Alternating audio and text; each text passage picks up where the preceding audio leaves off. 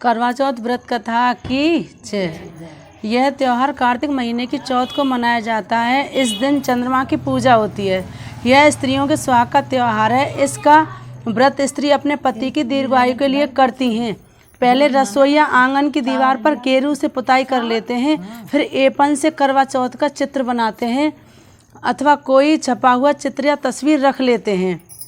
विधि: एक करुए में पानी, एक लोटा में पानी भरकर रखते हैं, एक दीपक जलाते हैं, मिट्टी की गौर बनाते हैं, दिन छिपने पर पूजा करते हैं, पूड़ी से और पुआ से जमाते हैं। 11 पूड़ी 11 मीठे पुआ रखकर वायना मनसते हैं। 4 पूड़ी 4 पुआ गौर के आगे रखते हैं, जिसे शाम के बाद मिश्रानी को दे देते हैं। 7 पूड़ी 7 पुआ अपने करुए पर रखते हैं, जिसे रात को चंद्रमा की पूजा करके खाते हैं। खाने में पूड़ी पुआ चावल, बैंगन मूली की सब्जी, रायता सब्जी, मीठे पुआ, खीर, बेसन की पकौड़ी आदि बनती हैं। शाम को सब श्रृंगार करके नई चूड़ियाँ, बिछुए, नई साड़ी, दुपट्टा, महावर, बिंदी, जेवर पहनकर पूजा पर बैठते हैं। पहले गौर व करवा चौथ की पूजा करते हैं, फिर वायना मनसते हैं। 4 पूड़ी गौर के आगे रखी थी, उसे लोटा पर रख लेते हैं और अपने लिए जो पूड़ी बनाई थी उन्हें अपने करुए के ऊपर रख लेते हैं।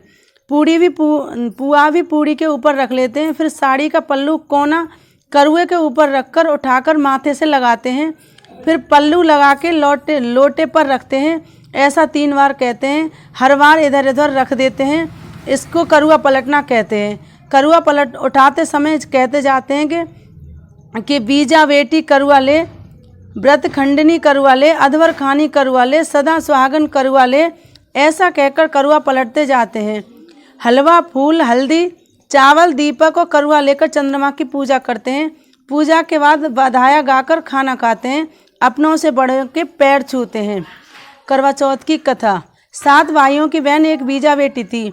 वह भाइयों से बहुत प्यार करती थी। जब तक बहन खाना नहीं खाती तब तक भाई भी नहीं खाना खाते थे। एक दिन बहन का करवा चौथ का व्रत आया तो भाई बोले, आ बहन खाना खा लो।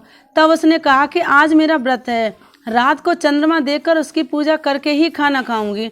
इस पर छोटा भाई बोला, चंद्रमा अभी निकल आए तो अभी खाना खा लेगी? उसने कहा हाँ। इस पर भाइयों ने सलाह करके छोटे भाई को चलनी में दीपक जलाकर पेड़ पर चढ़ा दिया और बहन से बोले कि देखो बहन, चंद्रमा निकल आया। इसे देखकर बहन ने भाई की पूजा की और भाइयों के साथ खाना खाने बैठ गई। पहला ग्रास तोड़ा तो मक्खी निकली, दूसरे ग्रास में बाल निकला और तीसरे ग्रास तोड़ते ही उसके पति के बीमार होने की खबर आ गई। वह रोती पीटती ससुराल गई। वहां पहुंचकर उसने देखा कि उसका पति मरा हुआ है। पति को देखकर वह एक कोठरी में पड़ी रही। 1 साल तक सेवा की। जब दूसरे साल की करवा चौथ आई तब सारी पड़ोसिनों ने नहा धोकर करवा चौथ का व्रत रखा।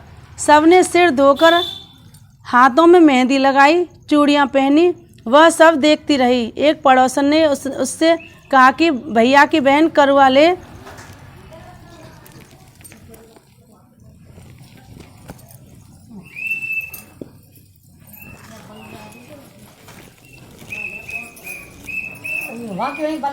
हे, तुम्हें बोल के ना गए, बोलो मत।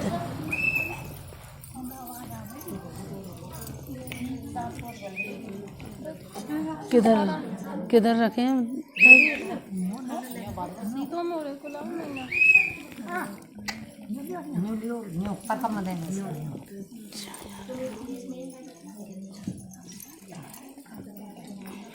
सदा सुहागन करुआ ले। 2 हो गए ना, 3।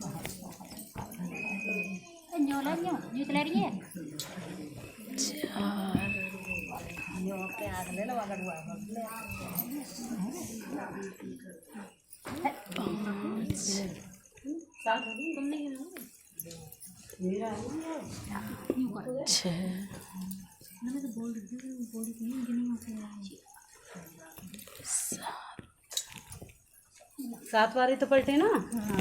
बदले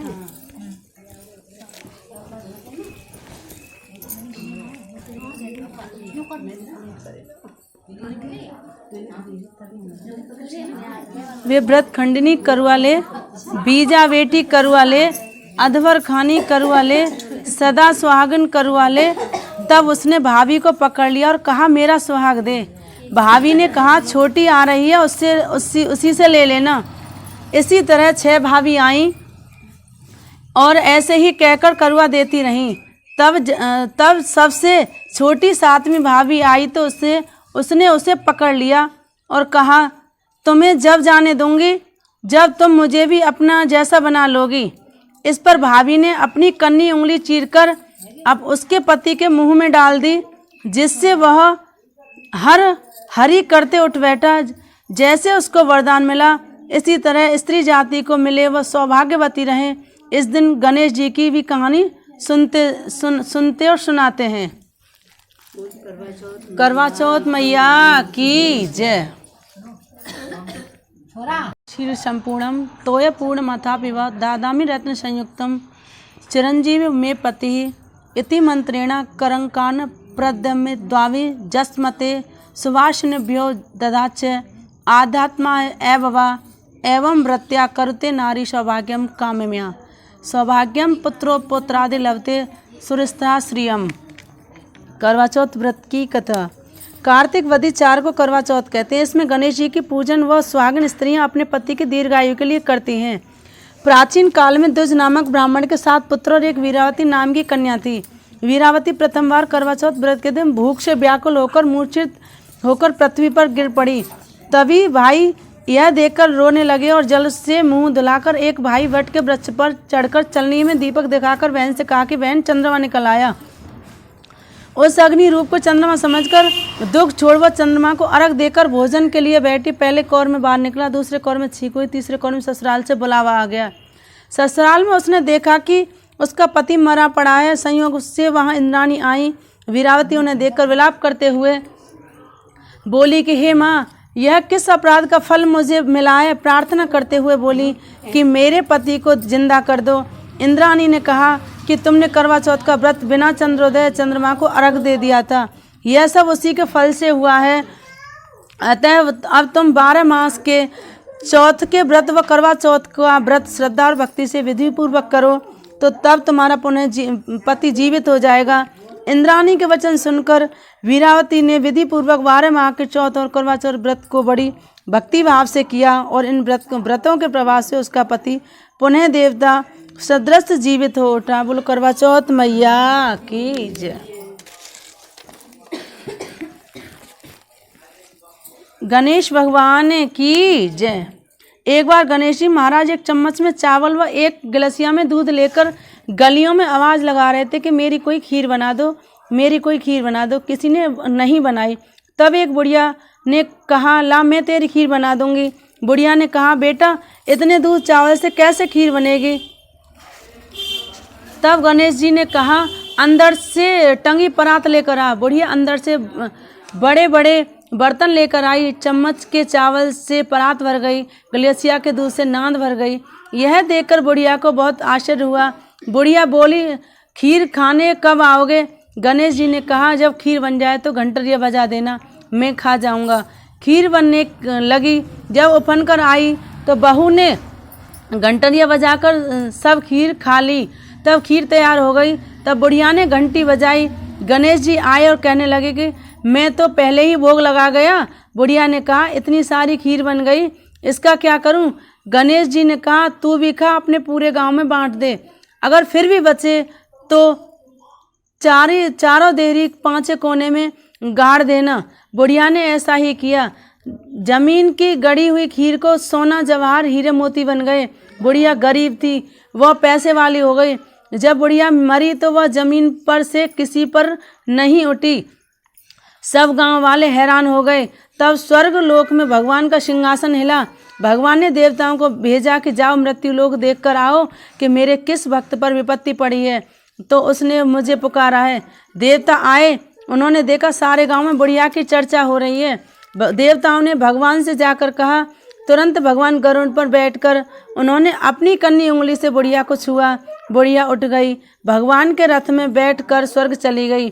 जैसे बुढ़िया गई, भगवान हमें भी ले जाना। कहानी चाहे जिसकी भी सुने, चावल के दाने हाथ में ले लेते हैं, कहानी के बाद पूजा के ऊपर डाल देते हैं। बोल गणेश भगवान की जय। मैं तो लाई लुए मैं तो जन कहूंगी भरते लाई में तक मैं एक बार किधर ही ले लाई डिजाइन गिर रही चावल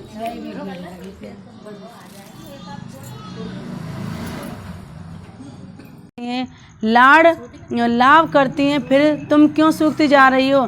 तुलसी माता ने कहा कि एक बुढ़िया आती है, वह तुम्हारा कंधा मांगती है और सब कुछ दे दूंगी, तो तुम्हारा कंधा कहाँ से दूंगी। भगवान ने तुलसी जी को कहा कि तुम घंटी बजा देना, मैं आ जाऊंगा। एकदम तुलसी जी ने सोचा कि देखो भगवान आते हैं या नहीं। तुलसी जी ने घंटी बजा दी। श्री कृष्ण भगवान आए, बोले कि क्या बुढ़िया मर गई। तुलसी जी बोली कि नहीं, मैंने तो घंटी इसलिए बजाई थी कि देखूं कि तुम आते हो या नहीं। एक दिन बुढ़िया मर गई, किसी के भी उठाए नहीं उठती, पत्थर से भी भारी हो गई। सारे मोहल्ले में चर्चा हो रही थी कि बुढ़िया सवेरे उठती न तो जाने क्या पाप घाट की माला फेरती थी कि इतनी भारी हो गई कि उठाए भी नहीं उठती। भगवान बालक का वेश रखकर आए और बोले कि यह भीड़ कैसे लग रही है। सब ने कहा कि एक बुढ़िया मर गई है, इतनी भारी हो गई कि किसी से भी नहीं उठती है। भगवान बोले कि जरा मैं भी देख लूं। सब बोले कि इतने बड़े लोगों से नहीं उठी तो क्या एक बूढ़ा बोला कि भाई इसे भी देख लेने दो। भगवान ने बुढ़िया से कान में कहा कि मैं आ गया हूँ। बुढ़िया बोली कि भगवान ऐसे नहीं, सारी दुनिया सबसे पहले मुझे ही दोष लगा रही है। चतुर्भुज रूप, मोर मुकुट, पीताम्बर पहने, हाथ में बंसी बजाते हुए सबके सामने दर्शन दो। भगवान ने ऐसा ही किया और बुढ़िया वैकुंठ को चली गई। बोले चतुर्भुज भगवान की जय। कार्तिक मास की कहानी। एक जाट था, उसके साथ बैठे थे। उसने अपनी छोटी बहू से कहा कि मैं कार्तिक नहाऊंगा, तो उसकी बहू ने कहा कि नहा लो। वह सवेरे उठती तो धोती और लोटा दे देती। ससुर नहाकर आते तो उसमें से हीरे मोती झड़ते थे। एक दिन जेठानी के बच्चे घर आए तो उन्होंने देखा कि बाबा की धोती में तो सारे हीरे मोती झड़ते हैं। उन्होंने घर आकर अपनी माँ से कहा कि बाबा नहाकर आते हैं तो उनकी धोती में से हीरे मोती झड़ते हैं। माँ ने कहा कि जा बाबा से कह देना कि बाबा हमारे घर नहा लेना। बुढ़िया ने कहा कि अच्छा। सवेरे बूढ़ा उठा तो जेठानी बड़बड़ करने लगी कि सवेरे उठते ही खड़खड़ करनी शुरू कर दी, सोने भी नहीं देता। पैर पटकते झड़कते लोटा धोती दे दी। जब बूढ़ा नहाकर बाहर आया तो उसने धोती खूंटी पर लटका दी। वहाँ बच्चे फिसलकर गिरने लगे तो जेठानी ने कहा कि बूढ़ा तो बड़ा दोगला है, उसके यहाँ तो धोती में से हीरे मोती भरकर लाता था और यहाँ सारे में पानी पानी बच्चे भी गिरा दिए। इस बूढ़े दोगले से कह दे कि जा वहाँ पर नहा ले। और उसकी लकड़ी धोती लोटा फेंक दिया। कार्तिक का महीना पूरा हुआ तो उसने छोटी बहू से कहा कि मुझे ब्राह्मण जमाने हैं। बहू ने कहा कि ससुर जी बड़े चाव से बूढ़ा ब्राह्मणों को न्योता दे आया तो उन्होंने कहा कि मेरा मन कर रहे हैं कि बड़े बहू बेटों को भी न्योता दे आता हूँ। तो छोटी बहू ने कहा हाँ जरूर। बूढ़ा उन सबको खाने को कह गया तो बहुओं ने कहा उसे घर से निकाल, हम जब खाना खाएंगे। ससुर ने छोटी बहू से कहा तो वह कहने लगी कि कोई बात नहीं। खाना बनाकर वह बाहर खेत में बैठ गई और कहने लगी कि राम जी का खेत खाओ री चिड़िया भर भर पेट। इस तरह शाम हो गई। उन लोगों ने जितना खाना खाया पिया और तथा बाकी बचे में रेत मिट्टी घोल दिया और औंधे बर्तन उल्टे कर दिए। ससुर ने कहा बहू चलो, वह सब तो नाश कर गई। बहू ने कहा कोई बात नहीं। उसने जाकर देखा तो जैसा वो खाना बनाकर रख गई वैसा ही रखा था। बूढ़े ने कहा बहू उन लोगों ने तो अपनी करनी में कोई कसर नहीं रखी, छोड़ी। ये तो तेरी ही करनी है, जो जैसा था वैसा ही रहेगा। बोलो कार्तिक महीना की जय। आधारमन बिहारी की सब बोलो जय जयकार ओ का। श्री राधा रमन बिहारी की वसुदेव देव किन जायो है। वसुदेव देव किन जायो है। वसुदेव देव किन जायो है। यशोदानंदन कहलायो। वसुदेव देव किन जायो है। यशोदानंदन कहलायो है। लीनो मथुरा में अब तारे श्री राधा रमन बिहारी की सब बोलो जय जयकार होगा श्री राधा रमन बिहारी की मथुरा में कंस पछाड़ो है मथुरा में कंस पछाड़ो है मथुरा में कंस पछाड़ो है पृथ्वी को भारे उतारो है मथुरा में कंस पछाड़ो है पृथ्वी को भारे उतारो है किनो भक्तन को उतारे श्री राधा रमन बिहारी की सब बोलो जय जयकार होगा रे श्री राधा रमन बिहारी की काली पे जाए नागनाथों काली पे जाए ना तो काली पे जाए नागनाथों न के ऊपर गिरे वर जाए सा काली पे जाए नागनाथों न के ऊपर गिरे वर जाए ब्रज डूबत हो ब्रज डूबत लिया बचाए हो बचा है श्री राधा रमन बिहारी की सब बोलो जय जयकार रे होकार श्री राधा रमन बिहारी की बोलो वृंदावन बिहारी लाल की जय।